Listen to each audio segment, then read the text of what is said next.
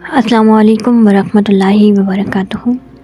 دوستو، قرآن کریم کی اثر آفرینی اتنی تھی کہ کفار جو تھے وہ بھی اس سے متاثر ہو رہے تھے۔ کفار اگرچہ بظاہر ضد اور تعصب کا مظاہرہ کرتے رہتے تھے، لیکن ان میں یہ جرأت بھی نہ تھی کہ حضور کی دعوت حقہ کو کلیتاً مسترد کر دے۔ اس پاکیزہ اور رسیلی صدا کی گونج وہ اپنے نہا خانہ دل میں واضح طور پر محسوس کرتے تھے، اور جب کبھی انہیں خلوت میسر آتی یا رات کے سناٹے میں ان کی آنکھ کھل جاتی تو وہ اس دعوت کے اثرات کو اپنے آبائی عقائد پر یلغار کرتے ہوئے محسوس کرتے، اور اس یلغار کے سامنے انہیں اپنے توہمات کے یہ قلعے ریت کے گھروندے محسوس ہونے لگتے۔ اپنے دلوں کی اس بے چینی سے نجات پانے کے لیے وہ طرح طرح کے ہیلے کرتے، لیکن بے چینی ان کا پیچھا نہ چھوڑتی۔ انتہائی ضبط اور احتیاط کے باوجود کفر کے بڑے بڑے سرغنوں کی زبانوں پر بے ساختہ ایسے فقرے آ جاتے جو کشمکش کا راز فاش کر دیتے، جو ان کے قلوب و اذہان میں بڑے زور و شور سے برپا تھی۔ چند واقعات آپ لوگ کے ساتھ شیئر کرتی ہوں۔ دوستو، نضر بن حارث بن علقمہ بن کلدہ بن عبد مناف۔ نضر قریش کا ایک رئیس تھا، پلے درجے کا بدباطن اور خبیث النفس۔ اس کا شمار شیاطین قریش میں ہوتا تھا، اور اس کا دل حضور کے بغض و عناد سے لبریز تھا۔ یہ حیرہ گیا وہاں ایران کے بادشاہوں اور وہاں کے پہلوانوں کی قصے کہانیاں سیکھ کر واپس آیا، اور اپنے ساتھ ان کہانیوں کی کتابیں بھی لے آیا۔ حضور علیہ الصلوۃ والسلام جب اپنے مواعظ حسنہ سے فارغ ہو کر واپس تشریف لے جاتے تو یہ اس مجلس میں آ کر براجمان ہو جاتا اور لوگوں کو ایران کے بادشاہوں اور پہلوانوں کے عجیب و غریب قصے اور کہانیاں سناتا، اور پھر کہتا، میرے جیسا حسن بیاں کسے میسر ہے۔ دوستو، اس کماش کا آدمی جس کی رگ و پے میں اسلام کی عداوت سرایت کیے ہوئے تھی، وہ بھی قرآن کریم سے متاثر ہوئے بغیر نہ رہ سکا۔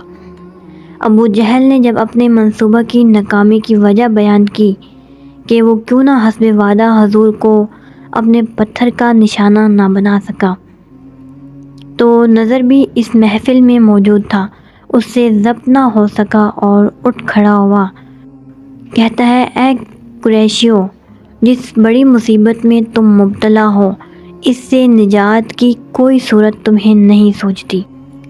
یہ وہی محمد ہے جو کل تک جب جوان تھا تو سب کی آنکھوں کا نور تھا، تم میں سب سے زیادہ سچی بات کرنے والا تھا، تم میں سب سے زیادہ دیانتدار اور امین تھا، اور آج جب اس کے بالوں میں سفیدی آ گئی ہے اور تمہارے پاس ایک مخصوص پیغام لایا ہے جو تم نے سن لیا ہے، تو آج تم کہتے ہو کہ یہ جادوگر ہے۔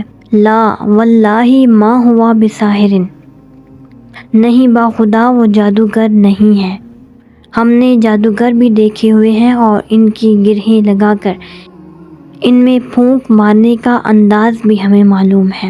آج تم کہتے ہو وہ کاہن ہے۔ لا واللہ ما ہوا بکاہن، نہیں با خدا وہ کاہن نہیں ہے۔ ہم نے کاہن دیکھے ہیں اور ان کے جملے بھی بارہا سنے ہیں۔ آج تم کہتے ہو یہ شاعر ہے۔ لا واللہ ما ہوا بشاعر، نہیں با خدا وہ شاعر نہیں ہے۔ ہمیں شعر کی حقیقت معلوم ہے، اس کی ساری صنفوں سے بھی ہم باخبر ہیں۔ آج تم کہتے ہو وہ مجنون ہے۔ لا واللہ ما ہوا بمجنون، نہیں وہ مجنون نہیں ہے۔ ہم جنون کی حالت سے بھی بے خبر نہیں، اور اس حالت کی وسوسہ اندازیوں اور خلط ملط سے بھی ہم خوب واقف ہیں۔ اے قریشیو، اپنی حالت پر مزید غور کرو، بے شک تمہیں ایک بڑی مشکل صورتحال کا سامنا ہے۔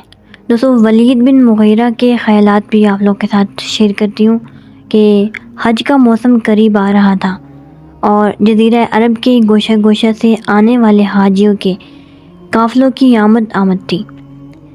اہل مکہ اپنے ان مہمانوں کی پیشوائی اور خاطر مدارت کے لیے انتظامات میں مصروف تھے کہ ایک روز سب اکابر قریش ولید بن مغیرہ کے پاس جمع تھے اور ایام حج کی ذمہ داریوں سے عہدہ برا ہونے کے لیے باہم مشورے کر رہے تھے۔ ولید عمر میں بھی سب سے بڑا تھا اور قومی معاملات میں وسیع تجربہ رکھنے کے باعث لوگ اس کی عزت و احترام کرتے تھے۔ اسی نے سلسلہ گفتگو کا آغاز کیا۔ اس نے کہا، تمہیں معلوم ہے کہ حج کا موسم آ گیا ہے، دور دراز علاقوں سے مختلف قبائل کے وفود یہاں آئیں گے۔ یہ خبر تو ہر جگہ پہنچ چکی ہے کہ یہاں ایک ایسا شخص ظاہر ہوا ہے جو ہمارے بتوں کو برا بلا کہتا ہے، ان کی عبادت کے بجائے اللہ وحدہ لا شریک کی عبادت کرنے کی دعوت دیتا ہے۔ وہ اس کے بارے میں ضرور ہم سے پوچھیں گے۔ اگر ہم نے ایک متفقہ جواب نہ دیا بلکہ ہر ایک نے الگ الگ جواب دیا تو وہ لوگ ہمارا مذاق بھی اڑائیں گے اور ہمیں جھوٹا بھی سمجھیں گے۔ اس لیے ہمیں اس کے بارے میں ایک جواب پر متفق ہو جانا چاہیے۔ آج ہم اتفاق سے اکٹھے بیٹھے ہیں، اس کے بارے میں ہمیں کوئی فیصلہ کر لینا چاہیے۔ سب نے کہا ولید بن مغیرہ سے کہ آپ ہی کہیے، آپ سے زیادہ سیانہ اور کون ہے؟ آپ جو طے کریں گے اس پر ہم سب عمل کریں گے۔ اس نے کہا، نہیں، آپ لوگ بتائیں، میں سنوں گا۔ ولید کے اصرار پر لوگوں نے اپنی اپنی رائے کا اظہار شروع کیا۔ کسی نے کہا، ہمیں لوگوں کو بتانا چاہیے کہ وہ کاہن ہے۔ ولید نے کہا، بخدا وہ کاہن تو نہیں، ہم نے کاہنوں کو دیکھا ہے، نہ اس کے کلام میں کاہنوں جیسی کوئی بات ہے اور نہ اس کے کلام میں کاہنوں جیسی کوئی بات نہیں۔ چند اور لوگ بولے، پھر ہمیں کہنا چاہیے کہ یہ مجنون ہے۔ ولید نے اس سے بھی اتفاق نہ کیا، کہا وہ ہرگز مجنون نہیں۔ چند اور نے یہ تجویز کی کہ پھر بہتر ہے کہ ہم اسے شاعر کہیں۔ ولید نے کہا، ہم اسے شاعر کیوں کر کہہ سکتے ہیں، ہم خود اہل زبان ہیں، شعر کی تمام صنفوں سے بخوبی واقف ہیں۔ تو ساری محفل پر سکوت چھا گیا۔ دیر تک سر جھکائے سوچ بچار کرتے رہے۔ پھر کسی نے سر اٹھایا اور کہا، ہم اسے ساحر کہیں گے۔ ولید نے اس رائے کو بھی مسترد کر دیا کہ کیا ہم جادوگروں اور ان کے جادو سے واقف نہیں؟ جب ان پیش کردہ ساری آراء کو ولید نے خلاف حقیقت اور غلط قرار دے دیا تو سب نے عاجز ہو کر کہا کہ پھر تم ہی بتاؤ کہ ہمیں لوگوں کو ان کے بارے میں کیا کہنا چاہیے۔ ولید نے کہا، باخدا جو کلام یہ سناتے ہیں اس میں ایک عجیب قسم کی مٹھاس ہے۔ یہ ایسا سرسبز شاداب تنا ہے جس سے بے شمار شاخیں پھوٹی ہوئی ہیں اور اس کی ٹہنیاں پکے پھلوں سے لدی ہوئی ہیں۔ ان باتوں میں سے کوئی بات بھی ہم کہیں گے تو لوگ جھٹ کہیں گے کہ تم جھوٹ بول رہے ہو۔ اس کے بغیر ہمارے پاس کوئی چارہ نہیں کہ ان کے بارے میں ہم سے جو کوئی پوچھے تو ہم کہیں کہ وہ ساحر ہے۔ اس نے اپنے سحر کے اثر سے باپ سے بیٹے کو، بھائی سے بھائی کو اور شوہر سے بیوی کو، دوست سے دوست کو جدا کر دیا ہے اور سارے قبیلے میں پھوٹ ڈال دی ہے۔ آخر اس بات پر اتفاق رائے ہو گیا اور سب اپنے اپنے گھروں کو چلے گئے۔ جب ایام حج میں حجاج کے قافلے مختلف سمتوں سے آنے شروع ہوئے تو یہ لوگ مختلف راستوں پر بیٹھ گئے اور جو شخص حضور علیہ الصلوۃ والسلام کے بارے میں ان سے دریافت کرتا تو سب وہی طے شدہ جواب دیتے کہ وہ بڑا جادوگر ہے، اس نے اپنے جادو کے زور سے مکہ کے پرامن معاشرے میں فتنہ و فساد برپا کر دیا ہے۔ تو دوستو، اس واقعے سے آپ نے اندازہ لگا لیا کہ مکہ کے دانشور خوب سمجھتے تھے کہ حضور نہ کاہن ہے، نہ مجنون، نہ شاعر ہے اور نہ ہی ساحر۔